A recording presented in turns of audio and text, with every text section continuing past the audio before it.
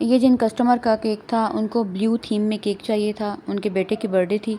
उन्होंने पहले भी 1-2 बार मुझसे केक ट्राई किए हैं, बनवाए हैं कस्टमाइज़ केक, और इस बार भी उनका अगेन ऑर्डर था।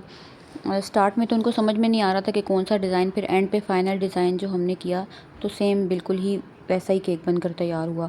स्पॉन्ज उन्होंने बोला था कि चॉकलेट के केक स्पॉन्ज चाहिए उनको, और डार्क ब्लू पे ये है कि अगर आप बेस जो है वनीला लेंगे तो इतना मज़े का टेस्ट नहीं करता।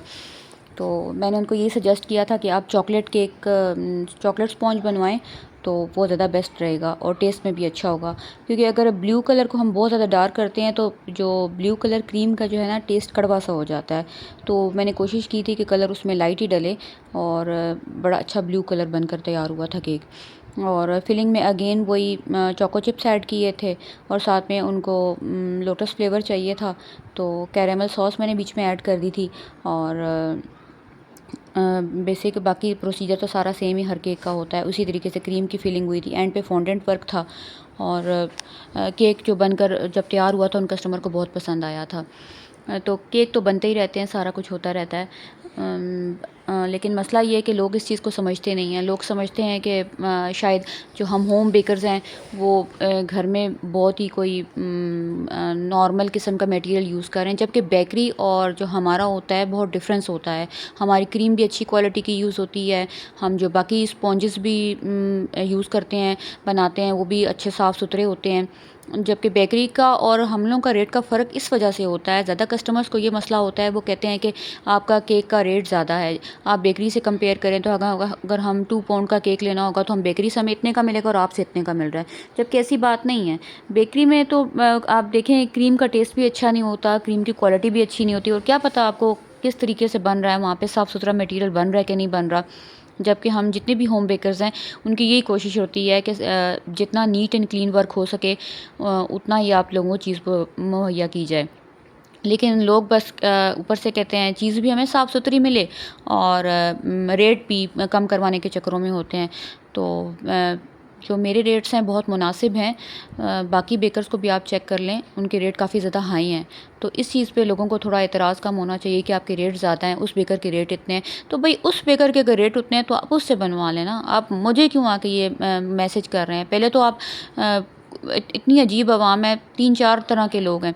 एक आते हैं वो पूछते हैं जी क्या रेट है आपका केक का, कौन सा फ्लेवर है, पूछ के तो चलो जी कोई मैसेज कोई जवाब नहीं। फिर एक आते हैं जी अवाम, जी हमें ऑर्डर करना है, आपका केक का रेट क्या है, कितने पर पाउंड है, फॉन्डेंट का कितना पर पाउंड है। जब उनको बताया जाता है इतना पर पाउंड है, इतना पर पाउंड है, ठीक है हम बनवाएंगे और चलो जी रेट लेके साइड पे हो गए। तो इस तरह रेट लेने से बेहतर है कि आप ना अपना टाइम ज़ाया करें ना हमारा टाइम ज़ाया करें, क्योंकि आपका वक्त तो शायद कीमती नहीं होगा, लेकिन हम लोगों का होम बेकर्स का वक्त बहुत कीमती होता है।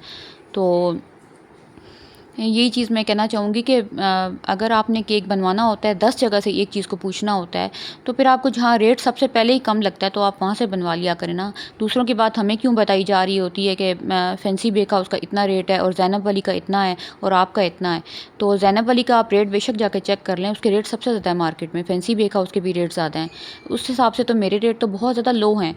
तो मेरा नहीं ख्याल कंपैरिजन करना चाहिए। उनका अपना बिज़नेस है, हमारा अपना बिज़नेस है, मेरे अपने रेट्स हैं, उनके अपने रेट्स हैं, इस चीज़ पे किसी को एतराज़ ही नहीं होना चाहिए।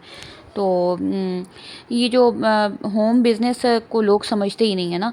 हम लड़कियां जितनी भी हैं जो स्मॉल बिज़नेस अपना कर रही हैं, मैं हो गई, बाकी आप देखें जितनी स्टूडेंट्स हैं, जितनी हाउसवाइफ हैं, और जो इवन के छोटे छोटे बच्चे छोड़ के लड़कियां जो हैं अपना होम बिज़नेस कर रही होती हैं, यूनिवर्सिटी गोइंग लड़कियां होती हैं। तो ऐसा नहीं होता कि उनको कोई फाइनेंशियली प्रॉब्लम होता है। अल्लाह का लाख लाख शुक्र है, मतलब हमारे हस्बैंड्स कमाते हैं, हमारा ख़र्च पूरा कर रहे हैं, सब कुछ होता है। लेकिन हम लोग यही चाहते हैं कि हम अपनी छोटी छोटी ख्वाहिशें ख़ुद पूरी करें। तो हर बंदे का एक ख्वाहिश होती है, ज़रूरी नहीं है कि हम फैमिली को सपोर्ट ही कर रहे हैं।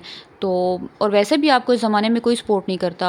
आप देख लें, आप अपनी फैमिली में से लेकर आप नेबर्स में से देख लें, आगे पीछे देख लें, कोई भी आपको ऑर्डर नहीं देता। आपके जितने भी ऑर्डर्स आते हैं सारे के सारे बाहर से होते हैं।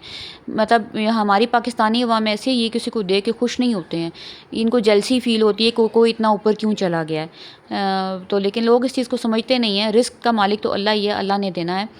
तो जेलसी करने से कुछ भी नहीं होता, लेकिन कुछ लोगों को जेलसी बहुत ज़्यादा होती है, वो दे के खुश नहीं होते हैं। तो बाकी ये केक था, आप देख लें, बहुत ही खूबसूरत बनकर तैयार हुआ है। थोड़ा सा टेडी बेयर मुझे टेढ़ा सा लग रहा था, बाद में इसको मैंने उतार कर स्टिक से ना सेंटर में मैंने इसको स्टिक कर दिया था, तो फिर ये सीधा लग रहा था। पहले दिखने में तो जब केक तैयार हुआ तो नहीं पता चल रहा था, लेकिन जब इसकी हमने पिक्चर्स वगैरह वीडियो बनाई तो ये टेडी बेयर ऐसे थोड़ा साइड पे लटका हुआ लग रहा था। तो मुझे फ़ील हुआ, फिर मैंने इसको उतारा दोबारा और दरमियान में बड़ा वाला टूथपिक रख के मैंने इसको सेट कर लिया।